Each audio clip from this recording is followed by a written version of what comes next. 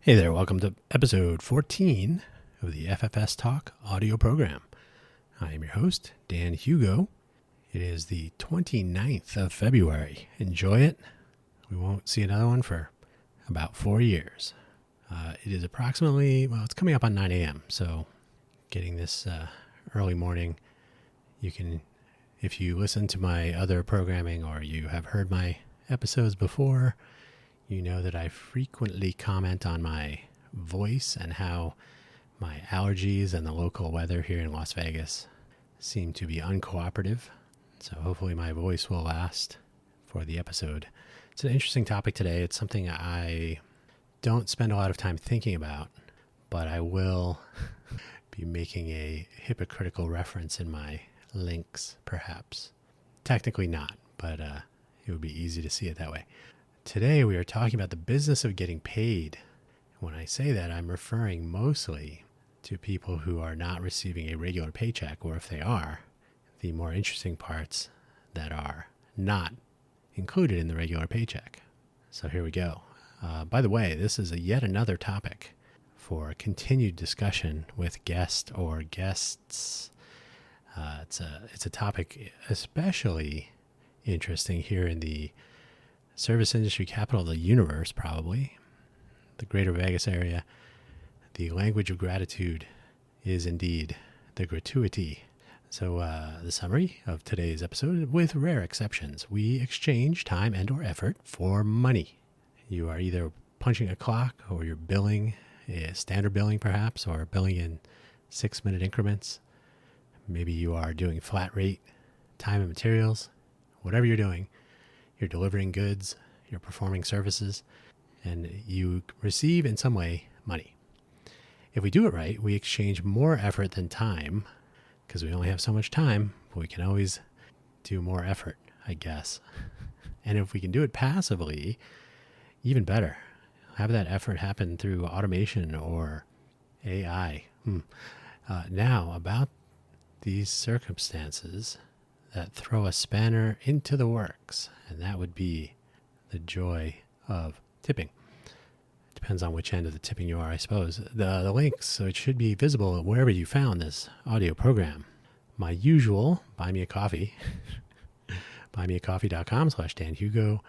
Because I do not charge anything, I don't have paid advertisements. I don't really plan to, but you never know.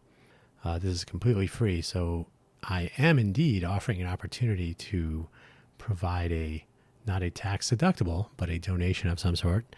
And I have referred to this previously as something like a tip jar. But because this is not in addition to other payments, and you are welcome to listen to all of my audio programs and more, free of cost to you. It's not really hypocrisy, but if you want to look at it that way, I could understand. But buymeacoffee.com/Dan Hugo.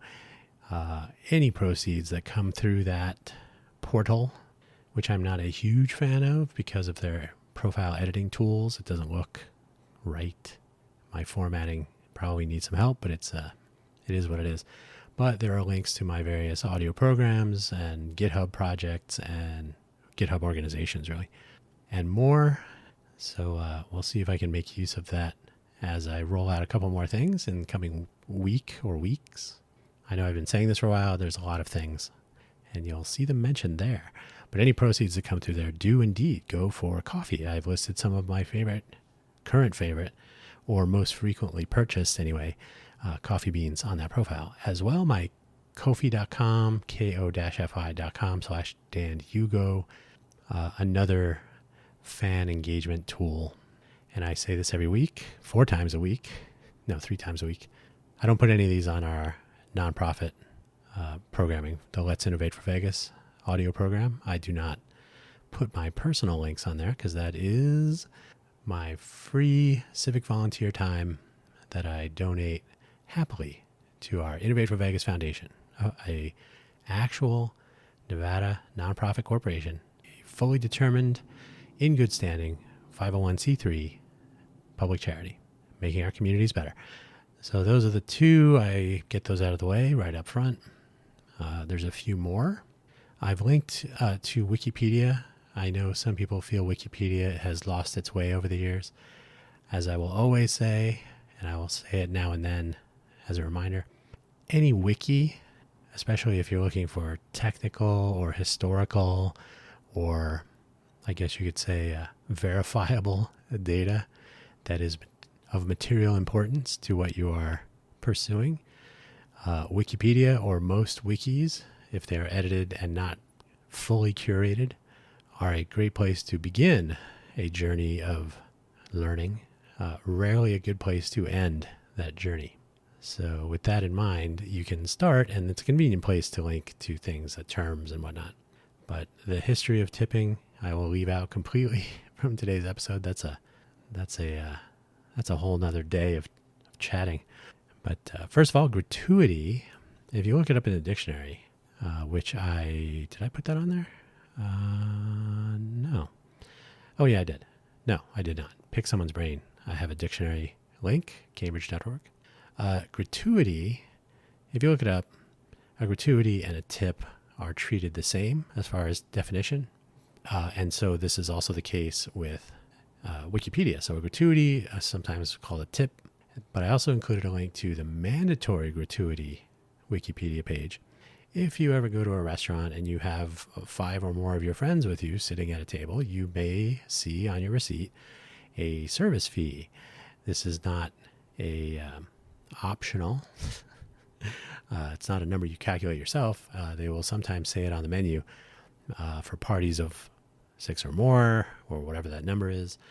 There will be a 15, 20, 25% service fee added on to your bill. So this is a mandatory gratuity, and this will become important, which I'll mention later. But from the standpoint of where that money is going and whether it's mandatory or a gift, I like to use tipping for gift amounts, where you write in the amount you want to leave on your credit card, or you can leave cash if you want. A gratuity, I use, and I've seen this used frequently, so I'm not alone in this. A gratuity is mandatory. It's a service fee tacked on because of the size of your party, or you needed something extra that was, whatever it is, where it doesn't always have to be restaurants, but you see these most frequently in a restaurant setting. So 2 pages right there. There is a federal labor code on tipping. So I've linked to the Department of Labor website for tipped employees. The federal government's got a hand in everything. I have a couple of news articles now. Obviously, that was not Wikipedia. Also, tip pooling not allowed. So there's a restaurant, a Jeff Ruby restaurants violated labor laws by requiring employees to participate in tip pooling. Depends on where you are. Sometimes tip pooling is allowed. Sometimes it's compulsory. It can be compulsory based on the business establishment or some agreement by the owners, by the employees, and so on. So there are laws, there are rules, there are cultural norms, social norms, I guess, something to be aware of, and it's something we'll talk about.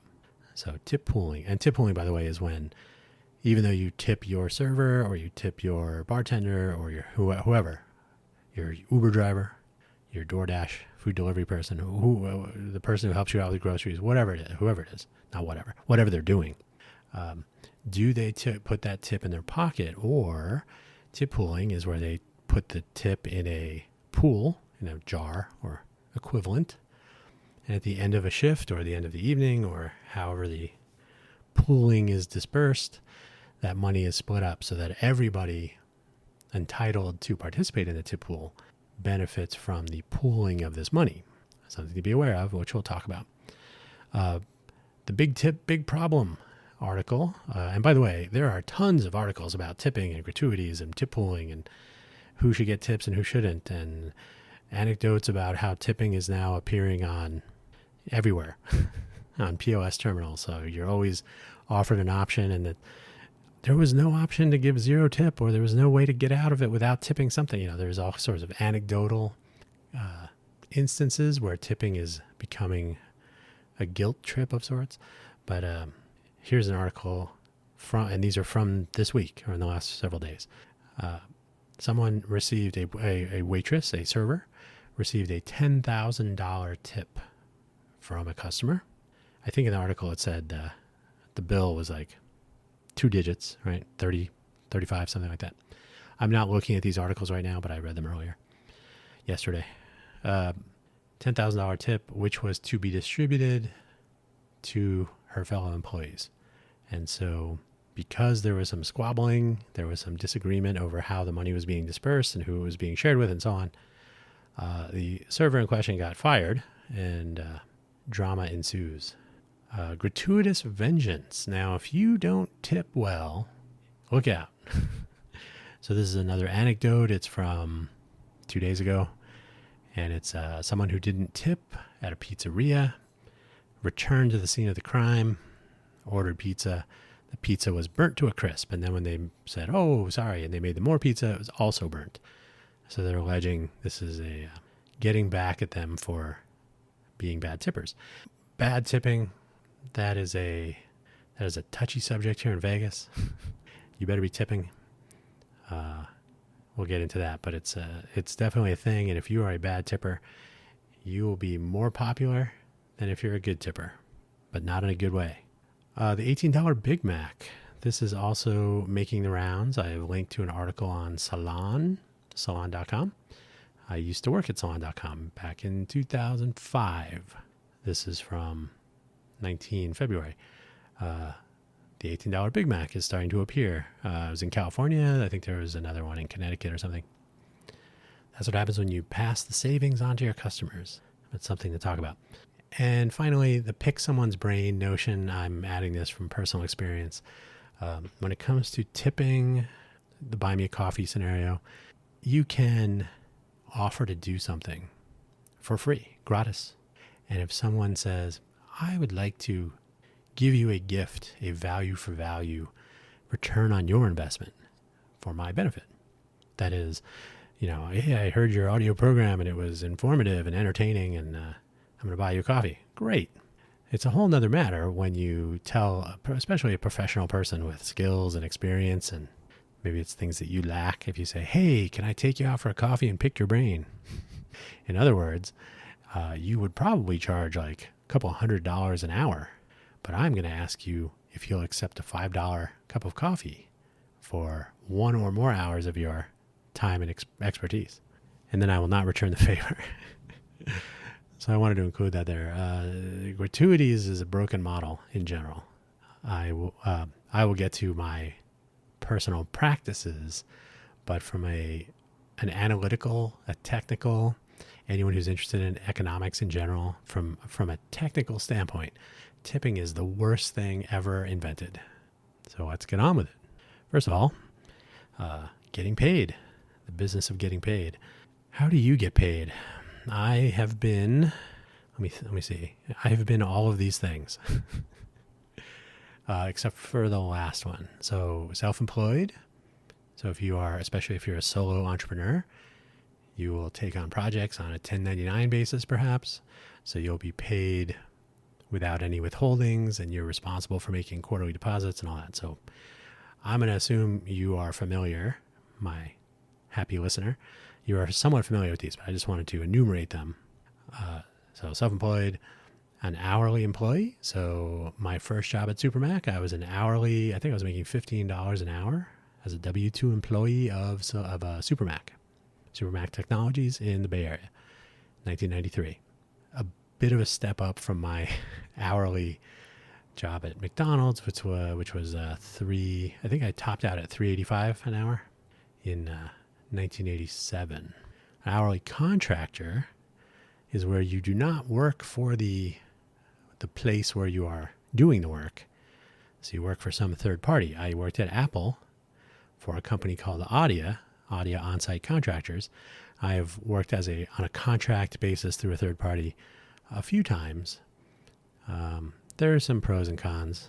Depends on your mileage may vary, but I've been an hourly contractor. Exempt salary. That's where you're just paid. You can work 24/7 if you want. And when I worked at Netscape, I was definitely there for several days at a time Luckily, I only lived like 3 miles away, so I could shoot home and take a shower and come right back to work. They had espresso machines in every little kitchenette. Our kitchenette also had a keg of Gordon Biersch beer, if I recall correctly. You can be an exempt salary plus commission or other incentives. So sometimes your sales or marketing people, sales especially, will work on a base salary plus a commission. That's some foreshadowing for later. Maybe you work on straight commission. Maybe you're like a real estate agent and you get your 3 or 6%, I think it is, whether you find buyer and seller, or if you are bringing a buyer or you have signed the seller to sell their home. So that's that's a tricky business in itself.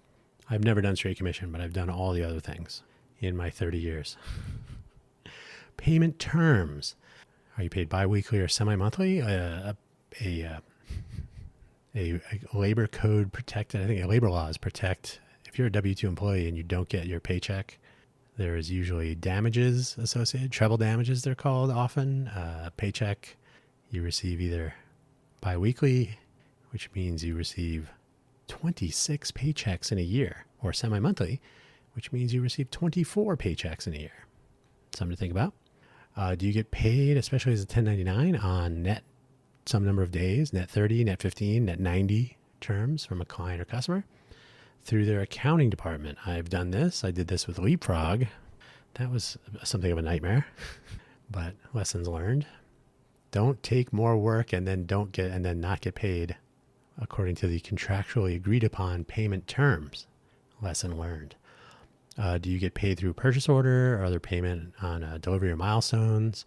So maybe you don't bill on a regular basis. You bill when there's a delivery or a milestone on a project is hit, or some other agreed upon terminology, depending on your statement of work or however your agreements are.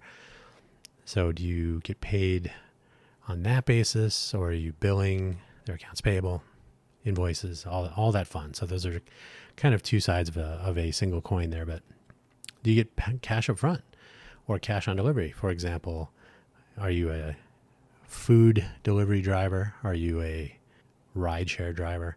You get some sort of payment when you drop the person or their food off at some destination. Is that when you receive a tip? Something? And there are variations on all these themes. So those are a couple of ideas. And because it's the business of making, or the business of getting paid. So I wanted to just sort of seed the ground with a few notions of actually getting paid. Now, do you get to keep your money? What if the payer, what if your client or customer is late? This would happen with Leapfrog all the time. The VP of engineering for whom I was working, as a contractor, as a consultant, he said after the first payment difficulty, he said, I cannot stress this enough. Bill early, bill often. Write those invoices like every week. I'll sign them. No problem. Our accounting department sucks. So that sets a bad tone. There was nothing in our agreement about late penalties for late payment. No interest or anything. So I would say interest on late payments or partial payments, or that's something to include. It will be a little bit adversarial in your negotiation, but you should make it clear to your client or customer that you are not in the business of extending credit to these clients or customers. You are not a bank. You're not a savings and loan. You have bills to pay. They should pay theirs. So, but it is definitely something to consider, or at the very least, a cap. If you are net 30 and you are a normal person and you pay bills and you have food and other such things to purchase or cover, after 30 days, if you're still getting the runaround, you have to ask yourself, do I want to work 30 more days? Do I want to keep loading up invoices that are not being paid? Or is there, you just say, hey, we've hit a cap now. You are at your line of credit with me. That's something I actually did with Leapfrog eventually. It doesn't make for happy phone calls, but it is something to think about. What happens if you are sent a check This is I'm dating myself here. If you receive a check in the mail, oh, look, it was in the mail. You get the check and it bounces. Now, if your payroll check bounces, oh, that is trouble. This is why most companies will use a payroll company like ADP. They usually require that funds to cover payroll are held in some escrow account or similar so that the checks won't bounce. The funds must be available when the checks go out. You can't, no game playing there. So the funds are available to cover the checks. But in the event that your check bounces, you have not sufficient funds for the payer, that can cause a lot of problems. I have seen this has not this has not happened to me, but there were horror stories in the Silicon Valley days when employers were going under and the check bounced. All of our employees missed the payroll. And of course, if you have an auto deposit or direct deposit, or you put your money in the bank and then you begin writing checks, you pay your bills. When that check bounces, now you have one or more of your checks might bounce, depending on your financial circumstances. So if this can happen with impunity, that starts to get really painful for a lot of people. So late payments, not having some sort of an interest or cap on late payments, and if you're not a W-2 employee with protections, not sufficient funds, these are all awful. And this is where that line of credit, what sort of float are you giving your customer? The net 30, net 90, net 15, whatever those terms are, those are very nice. But that float, if there's no interest and there's no cap, you are giving them that net, whatever it is, float. So you've done the work and now they owe you money. At some point, that line of credit has to max out. So it's something to think about. But these are all sort of variations on a theme. Everybody wants to get paid for their work. Totally fair. And I will stress right up front, I am technically against the tipping model. I think we can do better. We can be more fair and so on. But I do live in Las Vegas. The language of gratitude is spoken on your receipt, on the tip line, or if you have cash on you. So this is the way. It is rather like deciding one day, I am going to drive on the left side of the road. That is a nice idea, but putting it into practice causes a lot of problems. So going with the flow makes more sense. And as I always say, if you intend to go back, consider tipping. So speaking of tipping, imagine that. Technically, as I've already covered this, but technically a gratuity is a tip. But this depends. So a gratuity may be the 15% or more sometimes, 10% sometimes, rarely, 15% often, 20 or more percent. I've seen those. It's tacked onto your bill. Here's a question though. It's not a gift.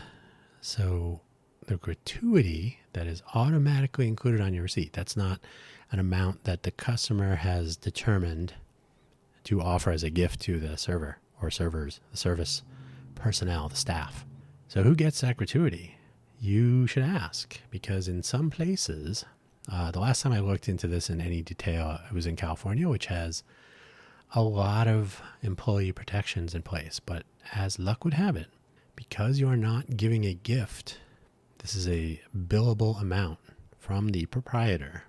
And this we're using the restaurant example. This may apply in other ways.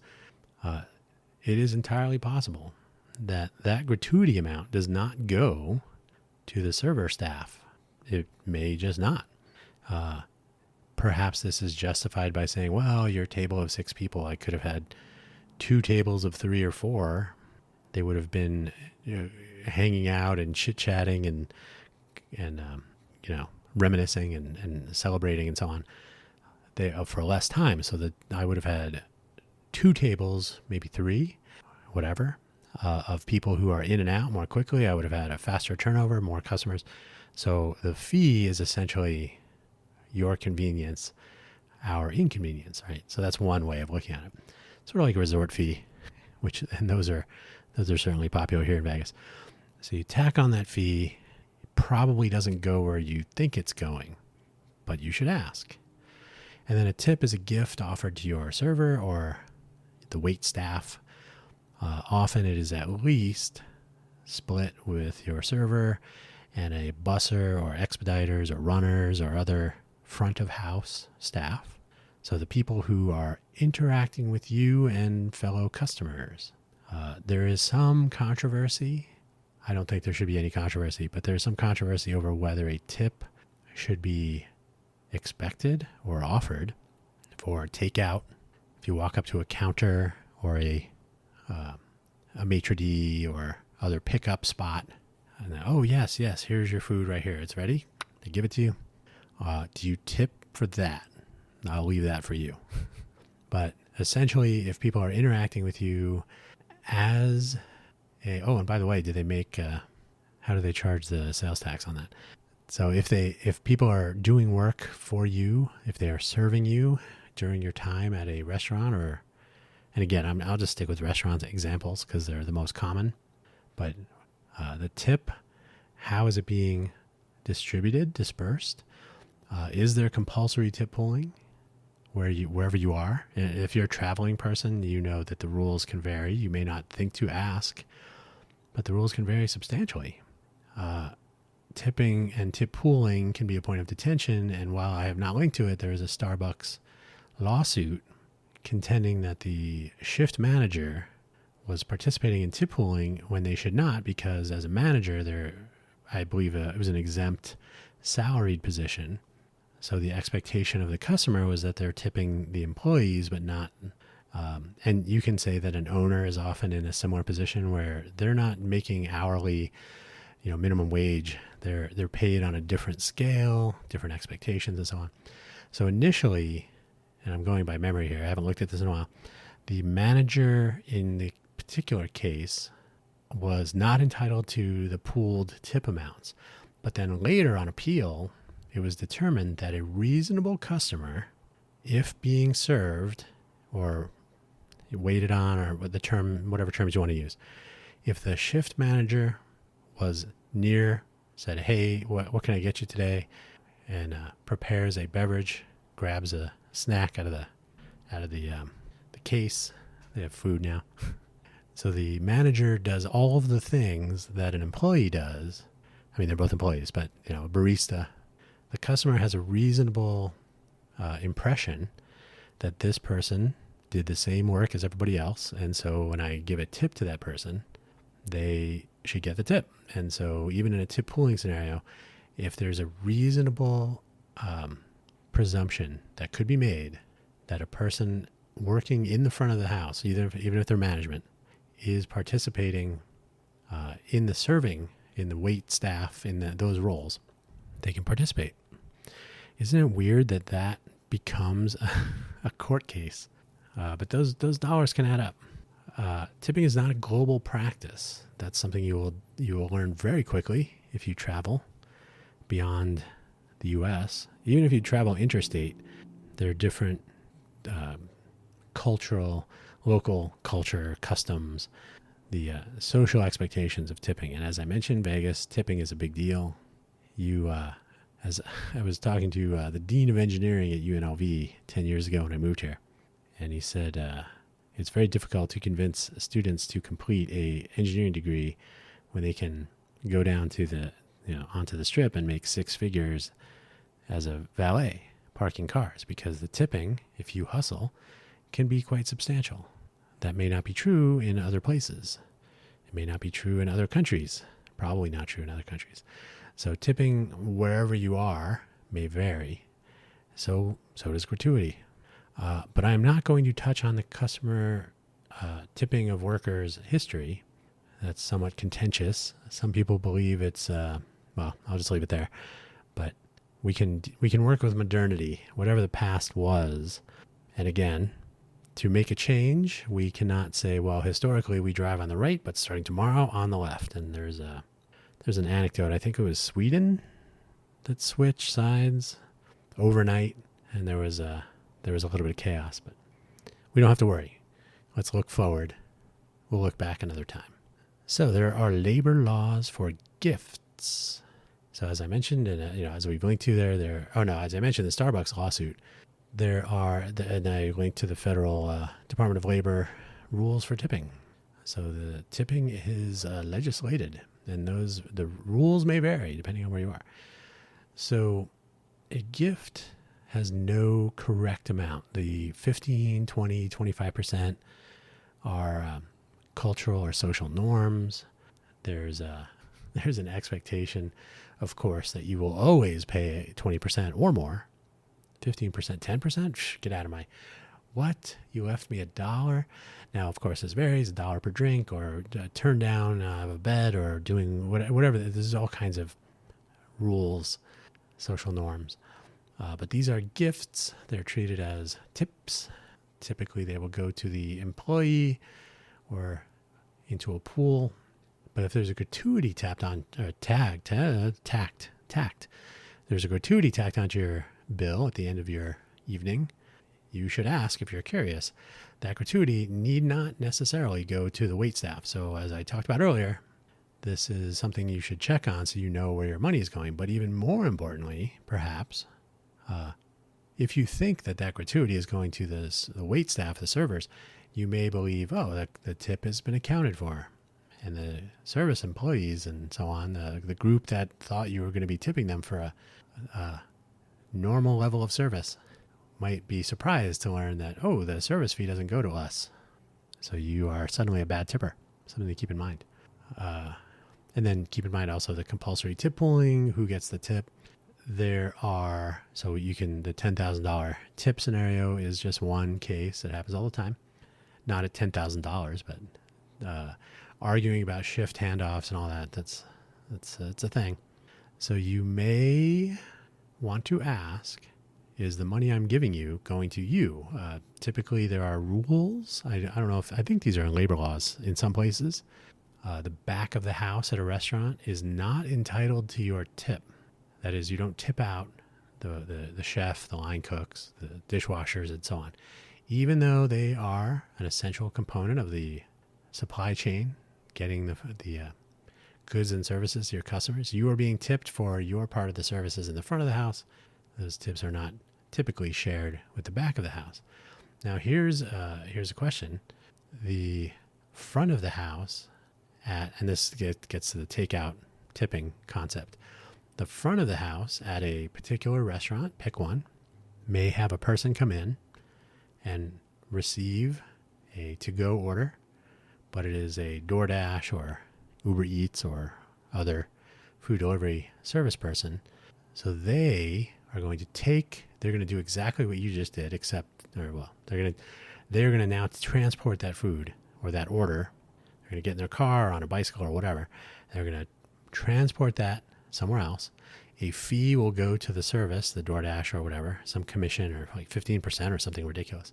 And then the tip money will go to the driver, to the food delivery gig worker.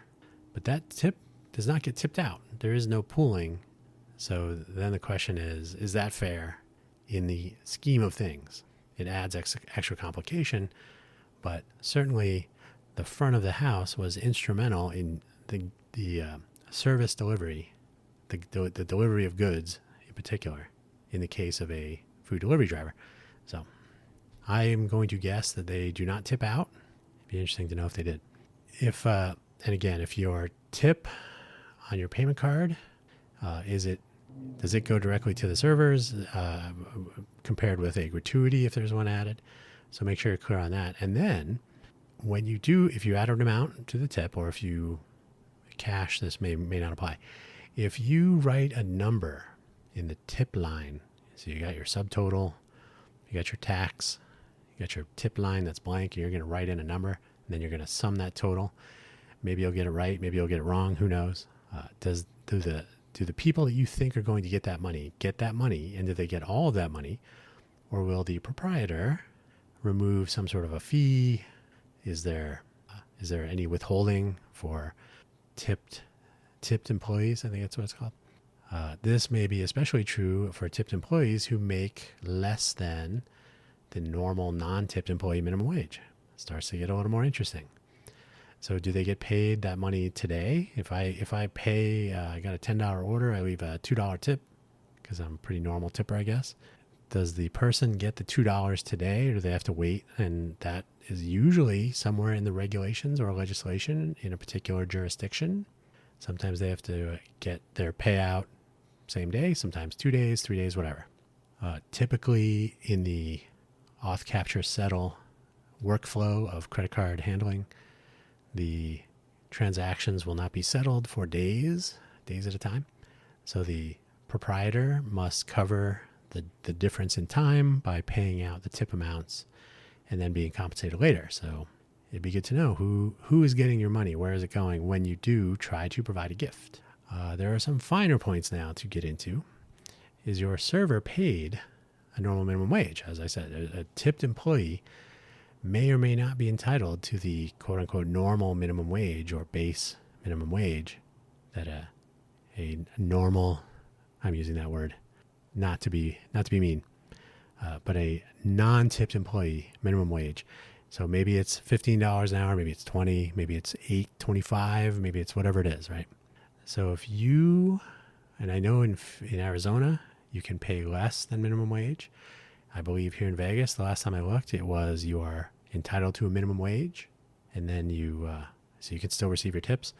If your tip is making up for the minimum wage delta for tipped employees, I believe employers are sometimes required to track those tips and to fill out some paperwork for the IRS.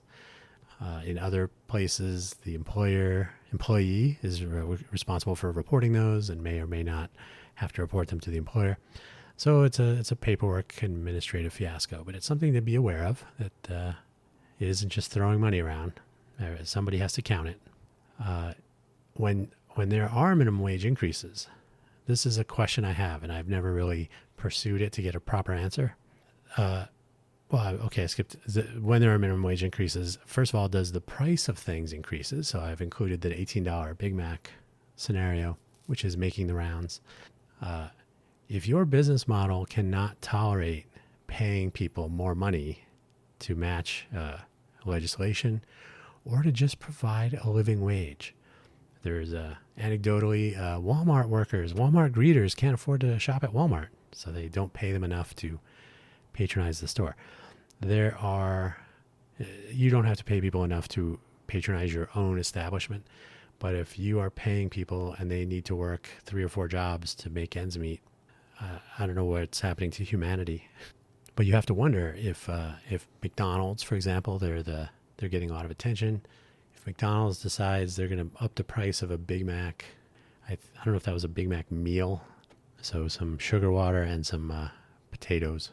So total extra cost, 20 cents maybe. So they're going to say, and honestly, I don't know what a Big Mac meal has been, say $10, 6, 8, 10. I haven't been to McDonald's forever. I'll tell you this, Big Mac was $2.65 when I worked at McDonald's. So gas was 79 cents for regular. So if the price is increasing, they are literally passing the price, the pay increase, the cost increase, their cost of doing business. They're passing that directly to the customers. So the question is a scorched earth policy as a statement of protest a good idea? Is your business so fragile that you cannot pay people enough and you must pass that on to their customers? Maybe McDonald's should just enable tipping. They should turn their employees, and because of franchising and co-op agreements, I don't know how that would actually work as far as agreements and policies, national brand policy versus local owner, franchisee, however that would work. But yeah, turn McDonald's employees into tipped employees and pay them below minimum wage where that's possible. California, I believe, is not one of those states. I believe you're entitled to minimum wage even if you are a tipped employee. And then the other point I was going to make, if there is a minimum wage increase, now let's take the $15. So say you were making, in some places minimum wage was like $7.25, $8.25, I think. Depends on where you are. So you're making minimum wage. You've been working there for a year or two. You get a nice raise. Maybe you get a couple of raises over time. Now you're making $15 an hour. Suddenly, the minimum wage is $15 an hour. I'm going to assume that the person that has been raised one or more times from a base minimum wage rate, hourly rate probably, so they've gone from that base rate to a current hourly pay rate of $15 an hour, up from 7 or 8, whatever it is. Minimum wage gets raised. Do they get raised? So they started at 7. Now they're at 15. So that's an extra $8 an hour. Are they now entitled to minimum wage plus $8 an hour? So 15 plus 8, $23 an hour. Or does the employer say, I'm not paying you 20, I can't even afford $15 an hour. You're going to get your same minimum wage. How does that work? I honestly don't know. It's something I've wondered about. I don't know how that would come across, somebody walking into a restaurant or just wandering around saying, how does this work? And I would rather ask somebody in person, not post it on social media, because there will be all kinds of smart ass comments. So I will ask at some point, but it is something to think about. And also, this is something that my involvement with food trucks, mobile vendors, led me to ponder this. Are you tipping a 1099 worker or an employee who's exempt? And that kind of gets into the Starbucks scenario. The owner, the manager, a 1099 worker. So if you're a 1099, if you're an Uber driver and you are in a place, in a jurisdiction where you are treated as a contract separate entity, you're not an employee, so you're not entitled to benefits and all that. So you are a standalone business. The Uber company pays you as a 1099 employee. You write off your cost of doing business. You do all the paperwork and all that. Are you entitled to a tip? Are you entitled to the same kind of tipping scheme that an employee, especially in a place where tipped employees make below minimum wage, is a 1099 employee who can do all the tax adjustments and write-offs and so on, entitled to participate in the same pool, not tip pool, but the same body of water where tipped employees in service industry or similar are trying to get tips just to make a proper minimum wage. Now, you could argue that Uber drivers really get screwed over, especially with the competitive rate increases with Lyft and all this drama. But I wonder, so food truck owner, for example, you go up to a food truck, the person that you speak with turns out to be the owner. There's a tip jar. So owner of business, you have set your prices and you are the owner. So if there is profit to be taken, it goes to you. And if you're not paying any employees to work this evening or this day, then you have no overhead for employees. You're not paying $15 an hour, 10, 7, whatever it is. So you're going to ask for a tip. Now, if there's an employee working at the truck, you can tip them as you see fit. Does the owner of the establishment participate in that tip jar accrual? And yes, we get into a scenario like the Starbucks manager. But on the other hand, if it is the business owner, I personally think that's a totally different. The Starbucks manager may or not be participating in profit sharing. But certainly the proprietor of a business, they're entitled to, the books are open to them. So if you're tipping a 1099 worker, it's something to be aware of at least. Tipping the owner of a business, they are entitled to the profits from the business, probably. Certainly they have a more complicated financial entanglement than punching a time clock, right? So if you tip the owner of the business, or if there is some disingenuous chicanery going on here, you should ask.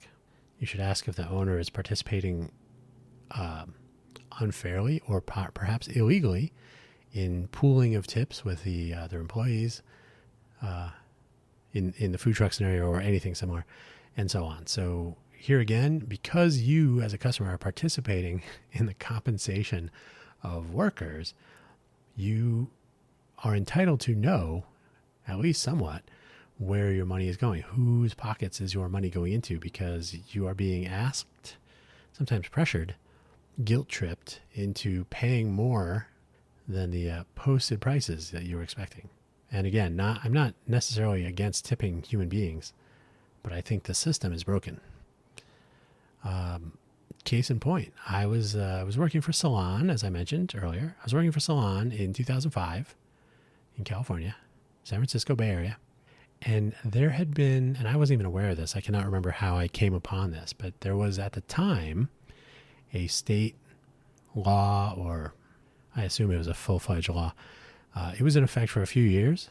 So the deal was this: if you were an exempt employee, and this was a reaction to those serious.com days, right? So what would happen in the early days was, hey, we're a startup.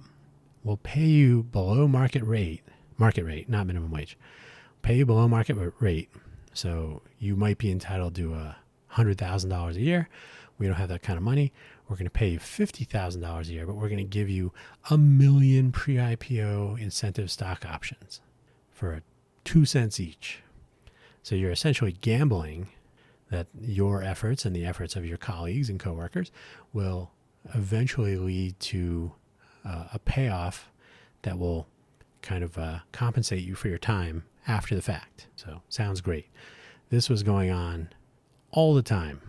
If you were chasing stock options like I was for a while, you know that doesn't always work. So you may end up working below your marketable rate. And I've just seen an article this morning. Techies, don't go work for startups. Early stage startups are a bad investment. Keep your job at the big company until you get laid off. So here was the deal, though. So California instituted a labor law, policy, whatever. By the way, I did look for this, but because minimum wage is a current issue in so many places, especially in California, I had a difficult time locating the historical reference. So I will leave that to you to do some searching. But essentially, if you were an exempt employee, so you're not entitled to overtime, you can work all of the hours. You can work, 6,000 hours a year? More, if you could find them. But you're not entitled to overtime. So they reasoned, if you're not entitled to overtime and you are accepting a role with incentive, stock options, or similar as part of your compensation, what is your actual take-home pay? And if you're not careful, your actual take-home pay may fall below actual minimum wage.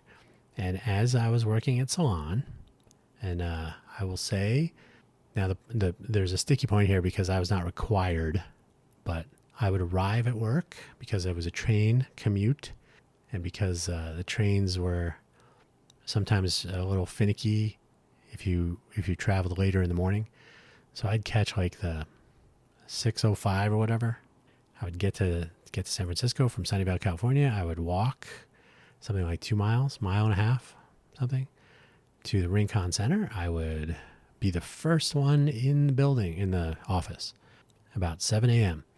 And occasionally I would catch the 10 p.m. train going home. More than once, I would catch the midnight train going home. Now, I was not necessarily in the office until, 11 p.m. to catch the midnight train or whatever. But I was certainly there in the workplace 10 to 12 hours every day. Not to mention if I was home, dialed in, so to speak, using the internets. So doing the math, I would have been entitled to a claim. I was entitled to make a claim that I was, after all was said and done, my actual pay rate fell below minimum wage based on the number of hours I was working. Now, again, I was not required. I was not punching a clock. I was exempt, right?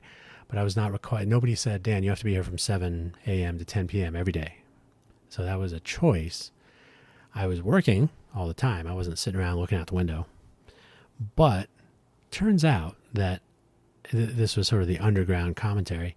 People who were pursuing these claims, and I don't recall, this is the thing I was going to look up, was whether it was some sort of a backdated overtime compensation or if there was a treble damages scenario, right? You underpaid, you have to pay them damage, whatever it was. I can't remember what it was.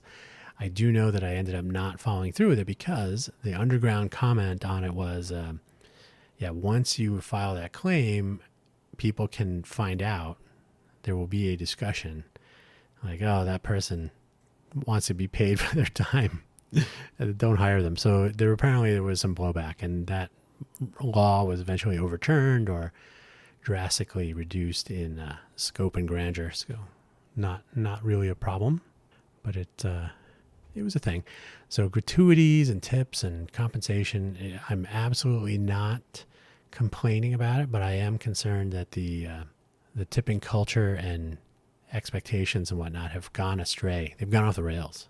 So a couple of other things. We're more than halfway through. Don't worry. It's coming up on an. I usually truncate silence because I take long pauses now and then, especially if I'm reading through my notes. So I truncate those. So hopefully we'll not be too far over now. I didn't really think this was going to be as much a topic, but surely it is. Kickbacks and buybacks. Who among us is not familiar with what a kickback is? Especially if you have your own business or if you work in commission sales, if you're pure commission especially, but if you, base salary plus commission, if you are in a position to adjust a schedule or a quality of service, do you receive a payment from your client or customer to perform a normal duty, deliver a good or service, perform your normal job function, but in some way you are expected to do it in a preferential way so that the customer or client receives the goods or services early or bigger or shinier or whatever, more. And you end up with a little extra cash in your pocket. And maybe you don't need to tell anybody about that. So these are kickbacks. Depending on the nature of your job and the goods and services and dollar amounts and so on, kickbacks might actually be a legal problem. They can certainly be a moral and ethical problem, or maybe they're just the way business is done. Anyone who does anything in construction or waste management, or I'm sure there are many fields where there are opportunities to adjust schedules and delivery of goods and services for projects and when items will be picked up, or et cetera, et cetera. So your mileage may vary, but a kickback is a kickback. That's how things are done sometimes. In some cases, a kickback is called a bribe, and that's not as legal. In the case of a restaurant especially, and there's an article in the links about the one scenario, the pizza, if you have a low or missing tip, if you have not left a tip for your server, waitstaff, folks, you either left a low tip, you left the very insulting penny, which of course the person may chase you outside and say, you need this more than I do. Bam, sick burn. But does a low or missing tip lead to diminished levels of service or worse in the future if you visit again? Certainly there will be comments made about your person, and none of it will be good amongst the staff, and certainly in social media, the dark underground laments about bad tippers. So you could be a bad tipper. If you ever want to go back to that place, something to think about. But you are essentially paying a vig to just to be able to walk through the door. Are you receiving normal or elevated levels of service at a reduced price? And then if you do you also add a little something extra to that tip line? This is called a buyback. Super common in any sort of alcohol-related industries. I have been guilty of this myself. Hey, this one's on me. Hey, this one's on the house. After a couple of those, you're like, oh, wow, my bill was like a third of what I thought it would be. Oh, I'm gonna add a bunch of money on the tip line here, and bam. And everybody wins, except that those free drinks probably came out of the proprietor's inventory. So you are paying the purveyor, the bartender, server, you're paying them for giving you something for free, but they didn't pay for that something for free. So the point I'm making with this little subsection here is that kickbacks and buybacks, these are technically improper bribe or untoward payments made for something that the person may well be getting paid for to do, or certainly the service level may be the result of what you would legitimately call theft. I have seen at a McDonald's, I have seen handing out food that is not rung up into the register, and everybody, oh, thanks, hey, thanks. But the person handing out the food, unless they're a manager or the owner, they are literally stealing, right? And this is a well-known thing. I think when you start a job in a fast food restaurant, they first and last words, do not give food to your friends. In fact, there's another loophole. This is going off a little bit, but when I worked at McDonald's, and I'm going to assume this is still true, there was the food waste. So if you dropped a hamburger on the floor or you burned some French fries, you had to throw those away. You mark them on the waste sheet, and then the end of the shift, they would add up the waste, and they would include that in inventory and costs and all that. You were never, ever, ever allowed to consume like, oh, this burger, I just overcooked it a little bit. Can I just eat it? No. Why? Because you would have people wasting things all the time. Oh, I had to waste 1,000 hamburgers today, and 1,000 of my friends came in today, strangely enough. So the margins are very thin on restaurants anyway. So and alcohol is obviously much better margins, like astonishingly better margins, but it is something to be aware of. Tipping your cool bartender, that doesn't always work out. Sometimes it's under the radar, and sometimes it's dollar amounts that don't really matter so much, but it can be kind of crazy. I've seen both sides of that spectrum.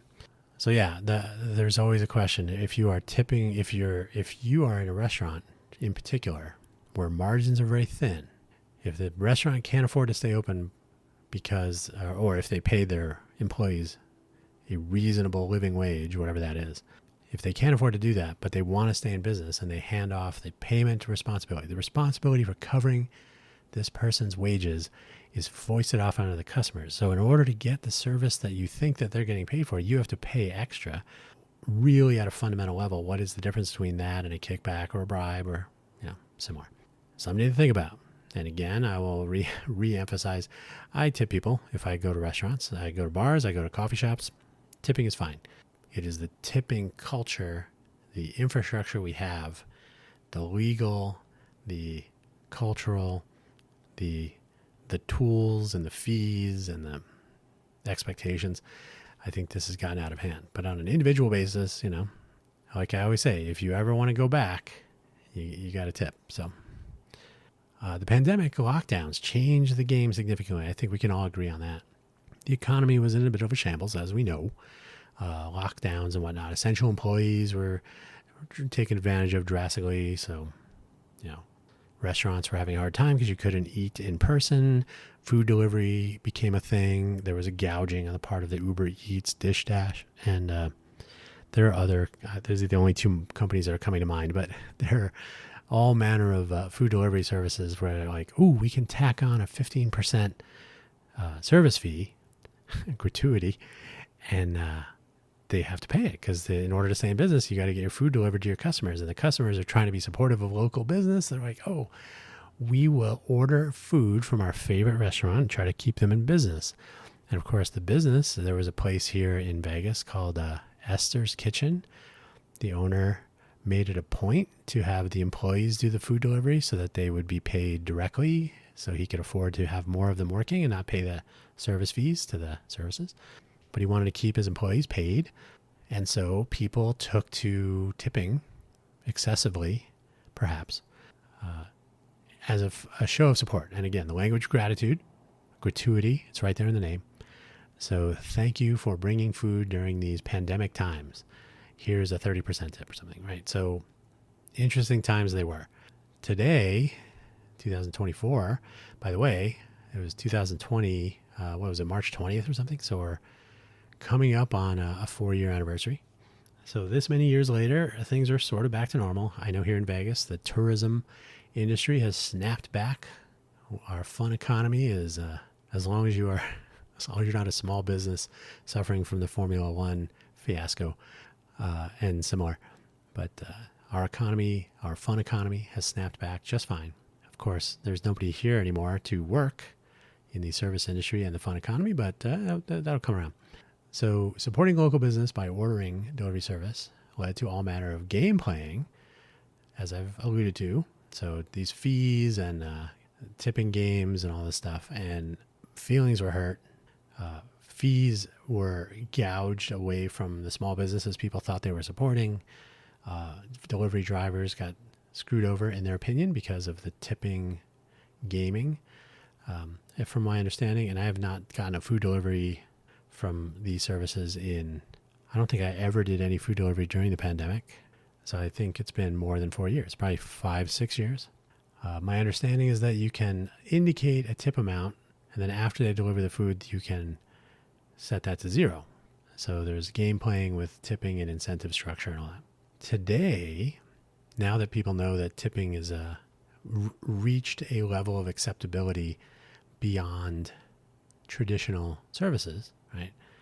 Like food delivery, the pizza guy or pizza person would come by with your pizza and you'd give them a couple bucks. I know for myself, like coffee, $1 for a drink. Here's the thing. I think we're all used to, if somebody goes nuts and like, hey, I saw you coming in, I saw you parking outside, so I made your drink for you. And you're like, man, I was in a rush. Thanks so much. I'm going to take this to go. That person stepped up beyond the normal level of service. You're a repeat customer. They appreciate you coming in. They took their time to, accommodate you and enabled you to get in and out quicker and stuff.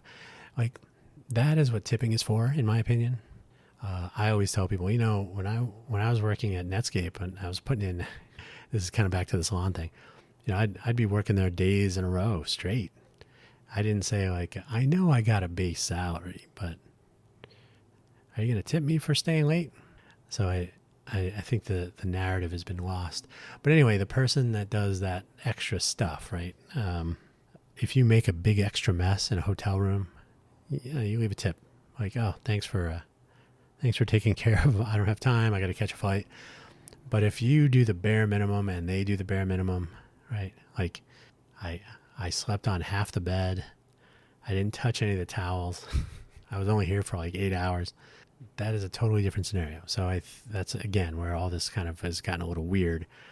So once people started paying and overpaying, tipping as a support gesture during the pandemic times, there was a sort of like, well, what else can we get away with? And these are those anecdotes about like, now I'm seeing a tip screen at a self-checkout. And I don't know if I believe that. So that's anecdotal. But certainly there have been POS, point of sale terminals, where you're offered an opportunity to tip. And there may not be a $0. There may not be an option to exit without tipping. And you may want to tip in cash, or you may want to not tip at all. Or maybe I do this sometimes, like I'll, if I have like a meetup or something, tip at the end. So I'll figure out who's getting what and, all that. So that's not always appreciated. Like I'm going to try to get away without, whatever. The second time you go and do that, that's better. They go, oh, okay, I see what you're doing here. But the point of sale terminal features, and by the way, I've worked on point of sale terminals in my travels, Hypercom. These are new, and sometimes there's a guilt factor. I've interacted with people, baristas, for example, who will say like, it's going to say tipping. You don't have to tip. It has the defaults are very high. You can choose a lower amount, so they're sort of understanding that like they don't want to be a part of the pressure game, but there is a certain amount of pressure. And if the people around you can see that you're, oh man, you didn't tip anything? Jeez. And then you got to have a story like, well, I come here every day and whatever. Right. So the pandemic has made tip expectations different from what they once were. And I will say from my personal experience interacting with people here in Vegas, the expectations of the receiving of tips have changed, and probably in part due to the instability of smaller companies, especially during those initial post-pandemic months and years where they were trying to recover. So hopefully you'll get tipped better because I can't give you a raise, or I can't really pay you as much. So there's all kinds of scenarios where the whole game gets a little bit confusing.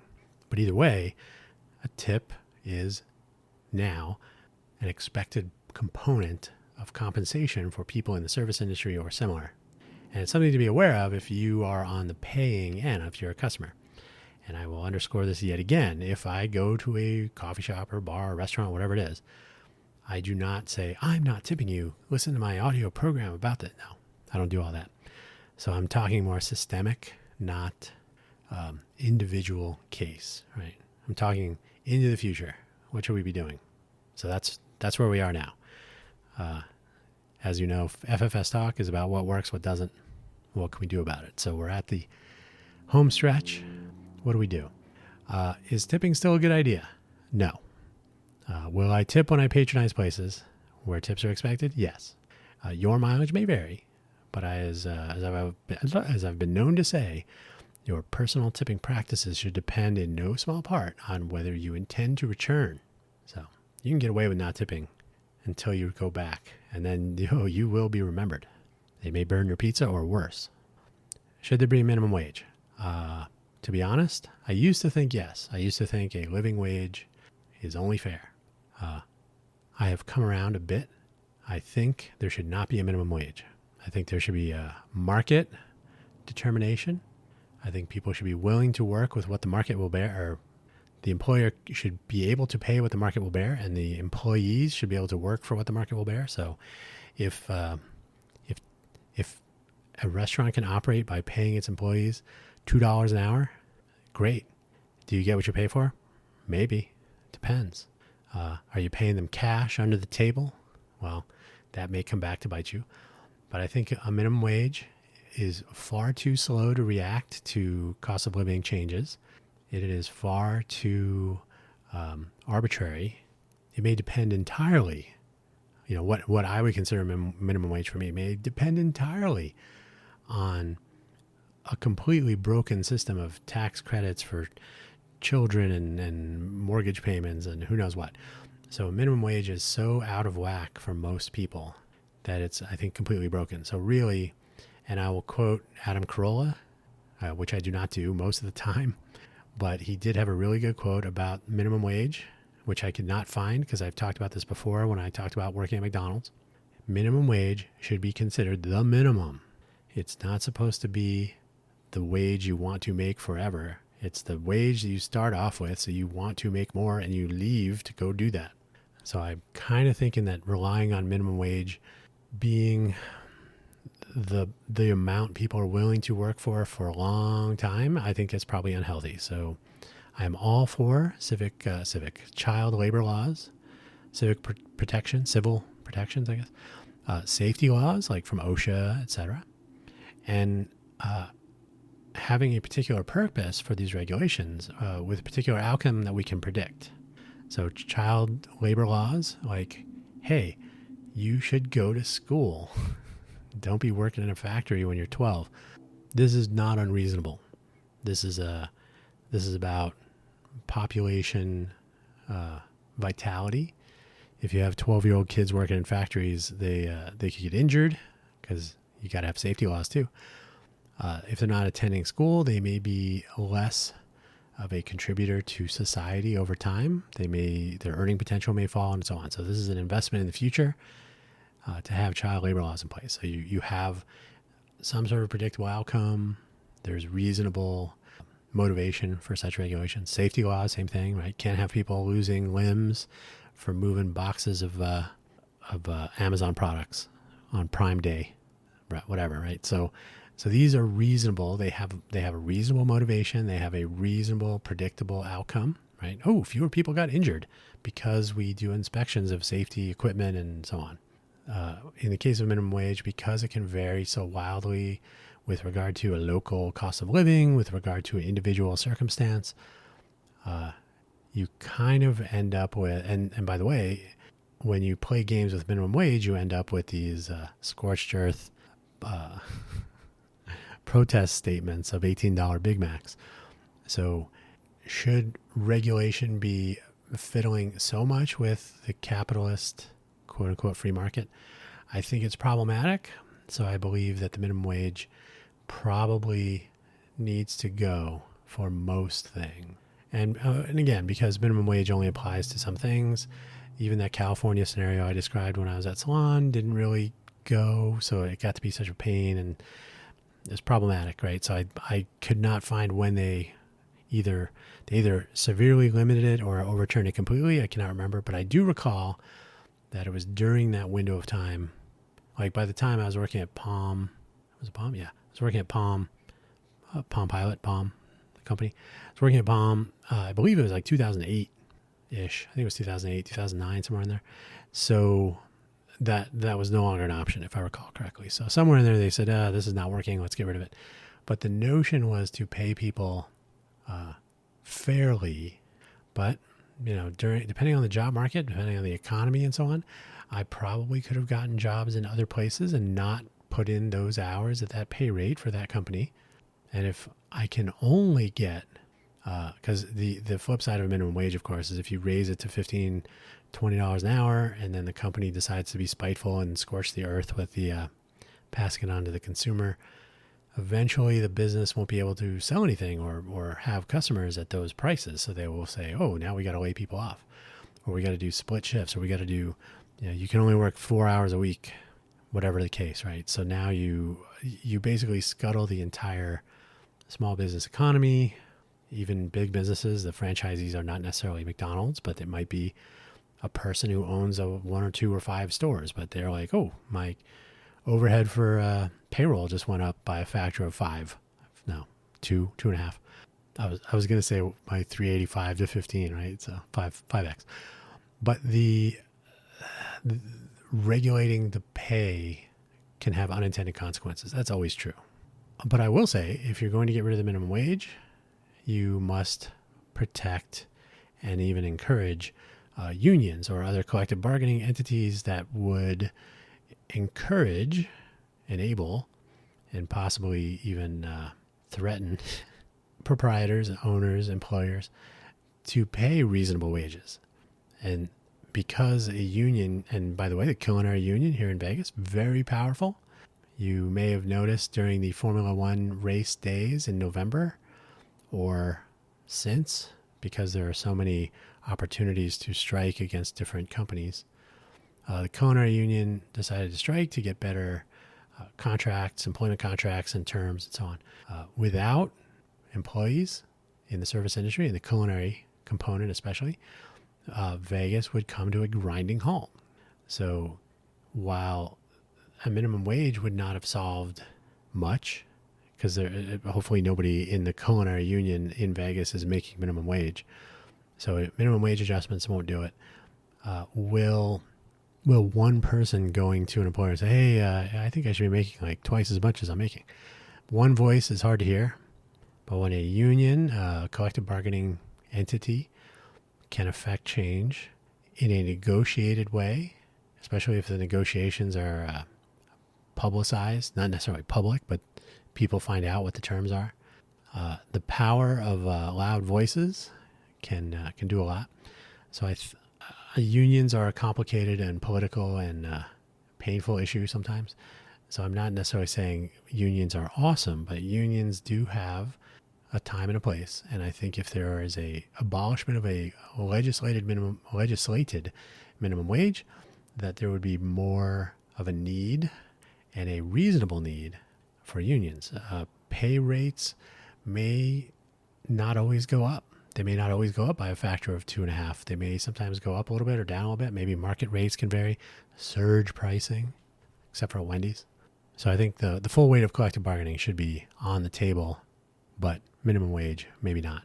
I think compulsory tip pooling, shift change handoffs, buybacks, and other gaps and games lead me to believe that the term associate, which is used so often now to refer to a fellow employee or workers at a business, rather than calling them an employee or a worker, our associates, our partners, they're technically they're euphemisms, but hey, guess what? You can actually make them true. So rather than employees of a restaurant depending on customers to make up for their pay delta or to accept buybacks, giving away free food, or I'll get you your food first because you tip better than the other customer who was here before you. These are issues where the server may benefit, but what do I got? I got to pay extra to get food delivered to my table when it's still warm. That kind of can cause bad feelings. The repercussions are felt at the restaurant, not necessarily towards the server. So there's all kinds of dynamics there to consider. So what if you just say, guess what?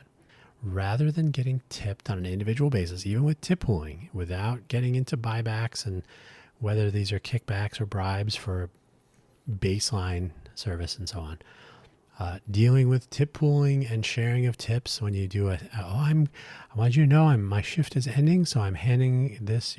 You are now going to be working with my associate. He or she will be taking on, the rest of your time here. Now, okay, I'm gonna leave a tip. The server that just left, I want it to go to that person. I don't want it to get you didn't do anything. We were just about to leave. So how does that work? What's fair? Gets a little chaotic. So what about this? Rather than being an associate in name only and jockeying for tips in the front of the house versus the back of the house and pooling and all this stuff, co-op, profit sharing, making the people that work at a company a part of its success, not depending on the customer to tip, giving the customer fair value, advertised prices that are consistent, unless you're at Wendy's next year, but a pricing structure that's fair to the customers, but also make it clear. And Lotus of Siam was doing this. They were tacking on a fee to cover insurance benefits for their employees, which was not a popular notion. But at some point, humanity will kick in. Hey, we want to do this. Our employees, we have a no tip policy, but our employees, all of them, share in the profits. So if everybody does a good job, if everybody makes your experience in our business, visiting our restaurant and so on, a good one, just come back. Everybody that works here will be sharing in our success, co-op or profit sharing or whatever it is.